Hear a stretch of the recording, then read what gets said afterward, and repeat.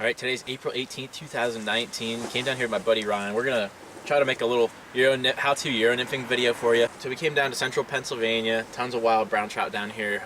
Water is off color quite a bit, but it's not high. Tons of bugs coming off right now. It's around 1 o'clock in the afternoon.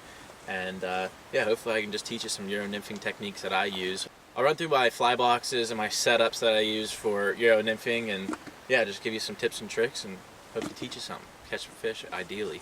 So the first tip I will definitely give you is, if you know me, you know that I never wear sweatpants. I'm always wearing khakis or something, but when I put on waders, I'm always wearing sweatpants or shorts, because whenever you wear jeans or khakis or something, the seam on the inside of your pants is rough, and over time that rubbing on your waders, especially in the crotch area, will wear it down and create holes. So just wearing sweatpants or something with soft fabric will allow you to get a little bit more life out of your waders.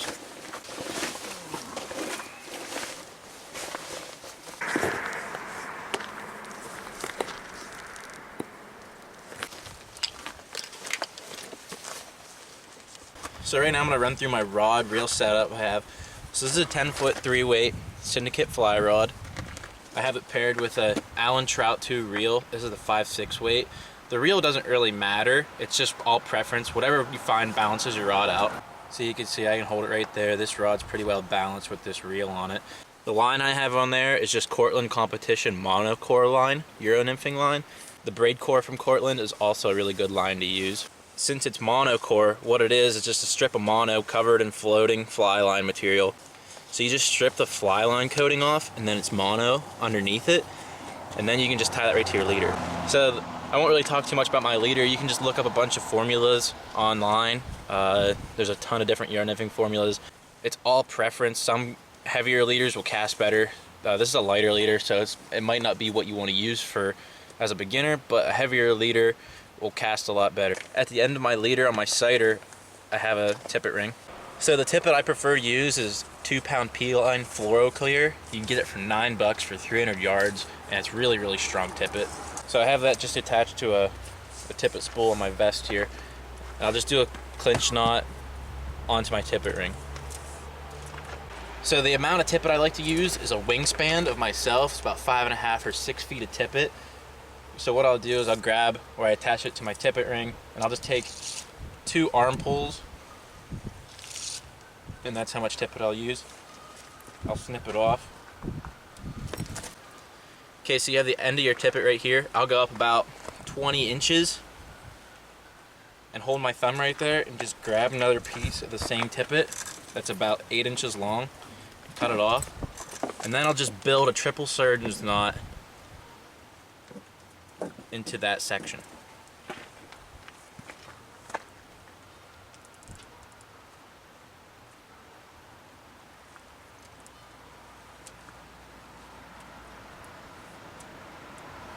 Okay, so you build your triple surgeon's knot in there. Might be hard to see, but you have a tag that points up towards your sighter and a tag that points down to the end of your tippet. You want to cut the top tag. If you tie a fly onto that, a fish will take it and it'll snap immediately. So you cut that top tag off, and then you have this bottom tag. You should have about 6 inches right here. Then you tie your fly onto that. Okay, so now we're going to dive into a little bit of fly selection. This is a fly box that I just use, is the flies that I use all the time. So just super basic Euro-nymph patterns. All of them have a tungsten bead. I tie all my flies on a trutted jig hook, an upside downy. I really love them. They're affordable hooks. They really have a wide gap and they hold fish really well. They're all barbless competition hooks. I'm going to select a 2.8 millimeter bead, just a black nymph. You can see it right there. It's a size 18. I'm going to tie this onto my bottom tag. This is also known as the point fly. So the reason I'm using this black fly is because the water is a little murky today, and black has a better contrast, and it is easier for the fish to see in murkier water, not white or yellow or brighter flashy stuff. You want to use darker flies when the water's murky. So I just tie that on with a clinch knot. Now we're going to go up to our tag fly. Now here, you don't want to tie a heavier fly on than what is on your point fly. So on this top dropper tag, you never want to tie a fly on that's heavier than your point fly. You want it to be lighter or equal weight as the point fly. So we're going to dive back in the fly box here. There's a lot of caddis coming off today, so I'm actually going to select this CDC caddis with a copper bead. It's also a 2.8 millimeter bead. So this fly is equal in weight to my point fly, or I can tie on like a 2.3 or 2.0 millimeter bead fly. I'm just going to keep it at an equal weight with my point fly. Another huge tip I want to give is that you always want to keep your leader as straight as possible. You can see, might be a little hard to see here, but my leader is pretty kinked up, and I want to straighten that out as best as possible. So you can take a leader straightener, you can just pull it in your two hands, hook it around your car mirror, and pull it tight. Just give it a pull on it. That'll help straighten it out. You don't want any kinks in it. So yeah, just some pulling on it will get those kinks out. Leader straightener helps really well. You can just run it right along your leader. It'll straighten it out really good. That'll help your strike detection a lot more.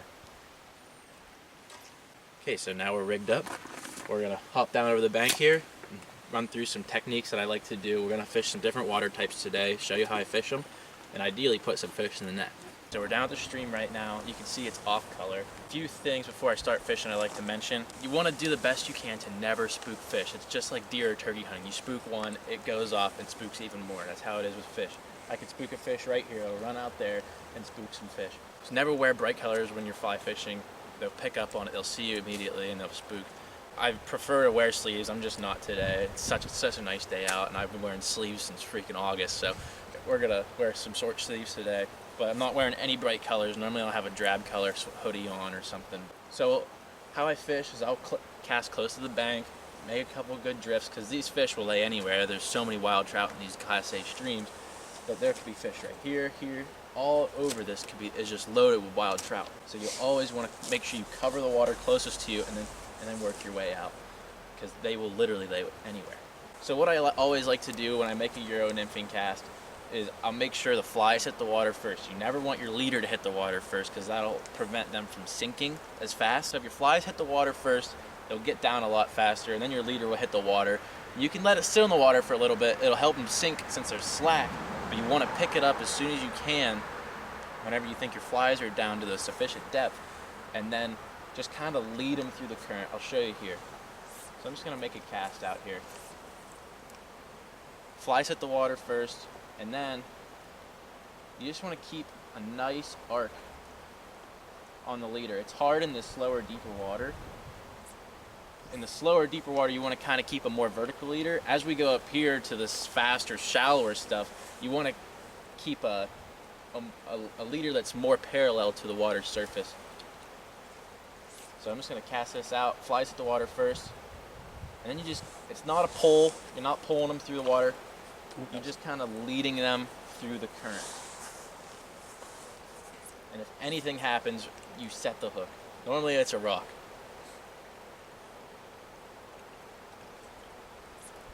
Okay, so you can see I make this cast out here.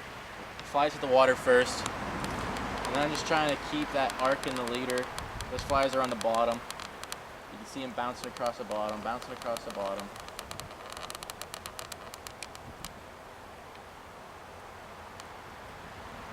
And then they stop right there. You want to set the hook every time it stops. So I'm just going to try to pick this apart out here. There is some fish rising on the banks. A lot of Granum caddis coming off right now. So a style I really like to use when I'm Euro-nymphing is I'll make really long casts upstream myself. So I'll take all this line out. I'll make a cast way up there. Flies hit the water first, leader's on the water, and then you try to pick up the leader and then fish it.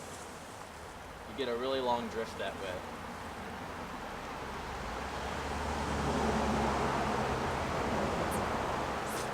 Normally I'll put maybe like 2 or 3 casts into place and move on. I like to cover as much water as I can. So we're just going to slowly walk out there and fish this water.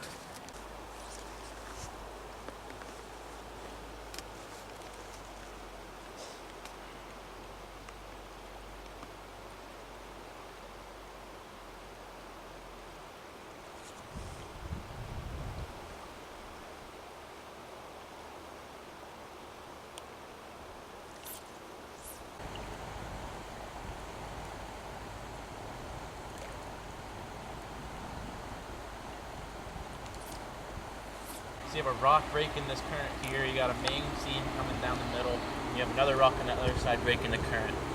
Those fish will get right behind those rocks. They can be super lazy, and then as food comes in that main current, they can just come out and grab it. In this pocket water stuff, whenever these rocks create these blockages of the current, behind them you have so many different currents acting on each other, and it can be tough whenever you're using two flies. So sometimes you want to cut off your top fly and just use one nymph, because whenever you use two flies, you're getting all that mixed match current. This fly wants to go this way, this one wants to go this way, and then they just mess each other up. So if you cut the top fly off and just use one fly, maybe make that a little heavier fly and punch right down through that current, then you're only focusing on that one fly and nothing else is messing it up. Okay, so another thing with these big rocks is the current coming down, and it actually creates a cushion right in front of the rock, and those fish like to sit right there so they can be lazy and also just grab food. Look at all these caddis going off. That's all it is. Okay, so I told Ryan, I'm like, turn the camera off. I need to get a fish under my belt until we start filming again. So here's a nice wild brown on that black nymph. Can you see it? Yep.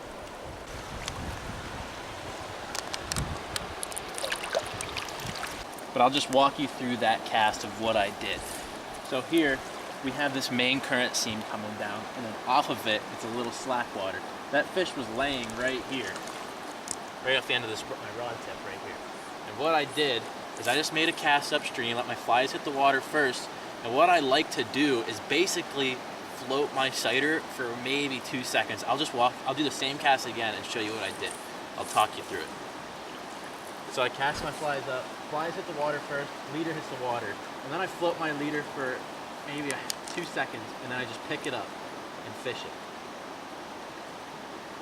What I do like to do, I don't have any today, is put some maybe mucilin or payette paste on my leader so it floats really well, but I don't have any today. So I cast out, leader's floating, strip it in, and pick it up. Those flies are on the bottom, and I can just bring them to me.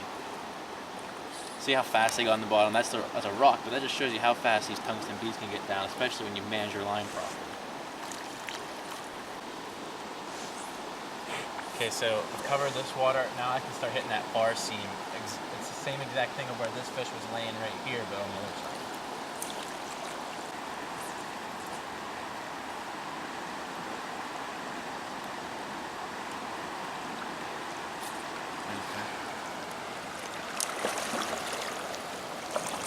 Now never let the fish get downstream of yourself.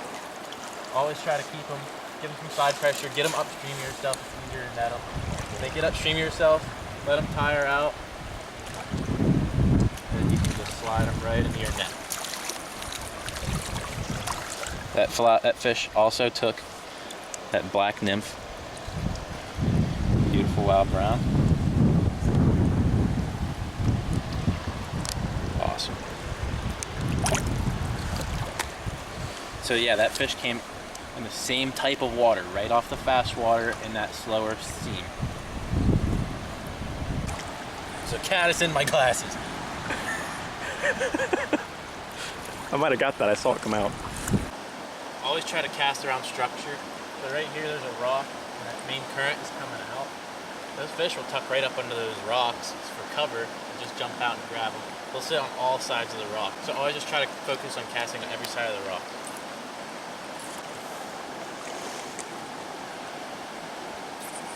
That was a fish. He was on the left side of this rock. I missed him.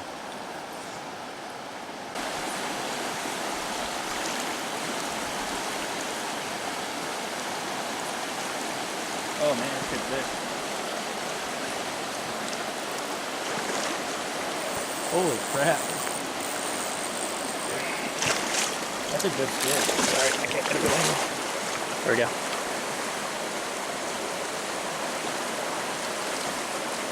He knows he's hooked now. He's getting down. Hold on.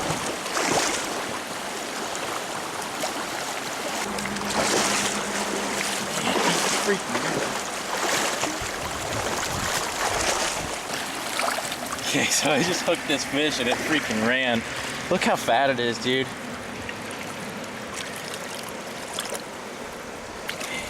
That is a freaking chunk. Trying to see if I could feel a fish in there. Seriously. Beautiful brown. Oh, there he goes. I hooked him up here. Let's walk up here. I'll show you where he was laying. Right here is where that fish was laying.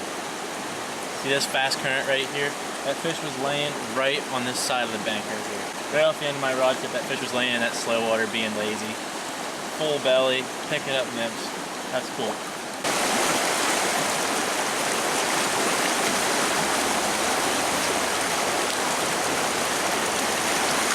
Wow.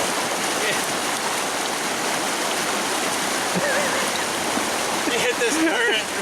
He was gone. That was not right. So every fish I've caught or hooked so far has been off the fast water and in the slower water.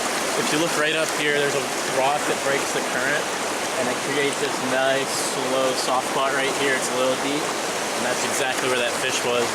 As soon as I hooked him, he got in this fast stuff and he was by me before I even know. So one thing I noticed with a lot of fishermen is they'll hop in a good hole, they think it's a good run, good hole, and they'll sit there for 10, 15, 30 minutes and throw in the same spot over and over and over. But I've probably covered almost 100 yards of water in maybe what, not even an hour, 30, 40 minutes. Hooked five or six fish, landed 4. But you gotta keep moving. You can't just beat the death out of one spot. These fish will hit on the first or second cast. And I will literally make 2 or 3 casts. Even if it's a beautiful riffle, I'll make 2 or 3 casts, keep moving, keep moving. Maybe switch a fly up if I'm really confident there's a fish in there. But that's a huge tip, is just keep moving, go to fresh water. For first or second cast in a spot is gonna be your best bet.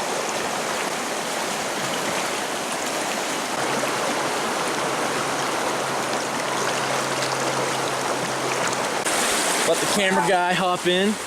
He just squirmed up a beautiful brook trout. Awesome, man. Nice brook trout. Okay, so we're getting into some skinnier water, more shallow. I'm going to show you how I fish this type of water. I like to keep a more parallel leader, more flat leader. I don't want it vertical, I want it more flat to the water. Helps the flies not sink as fast, because they'll be right on the bottom before you can even think it. In this water, I don't like the leader to touch the water at all. Just put it in and fish it.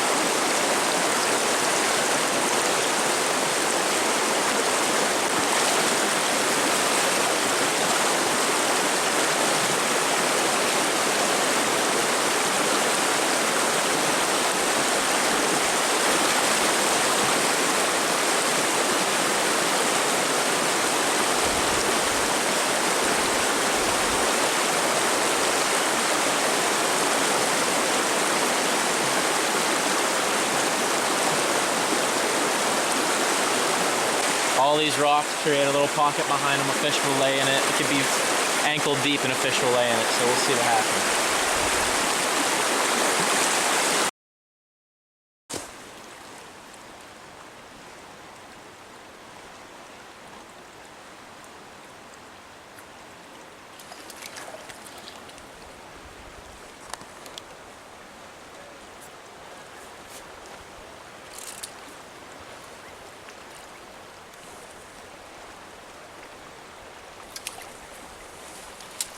Another thing I want to talk about is hook set. The fish are sitting facing upstream and your flies are coming down to them. You never want to set the hook upstream because then you're pulling it out of the fish's mouth. You don't want to set it straight up because that could also pull out. When you set the hook on a fish, you want it to be straight downstream of yourself. I mentioned earlier, you don't want the fish to get downstream of you because it can pop out, especially using fiberless flies. So you do that downstream hook set and you just slowly want to work the fish upstream of yourself. Don't lift your rod up high because then the fish can breach the surface and knock you loose. Just kind of keep your rod low in the water. They're a lot easier to bring in when they're lower in the water column. Bring it upstream yourself and then but make sure you always set downstream.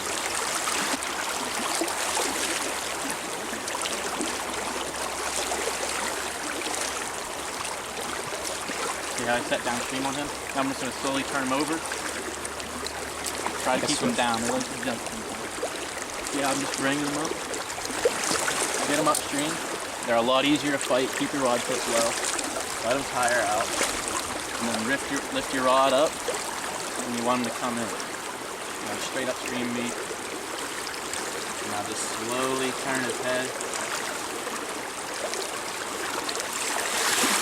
There we go. We also took the black nymph. These fish are fat. They are feeding good. There's that black nymph again. There he is. So since I'm fishing on this side of myself, downstream is left. So I have to set my hook left, as opposed to over here I have to set the hook right.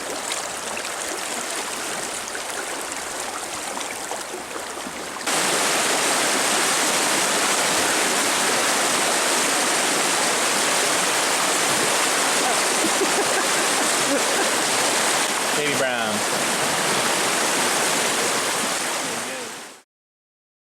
Thanks for watching this video. I really appreciate all the love and support that I get on my videos. I can't thank you guys enough. And if you have any questions, feel free to ask in the comments. I'll try to answer them to the best I can. And look for some more how-to videos like this coming in the future. Maybe like 2 or 3 minute videos just talking about one specific technique or style of fishing. I'm going to go to different streams and show you how I use them. So thanks for watching this video. Again, I really appreciate all the love and support.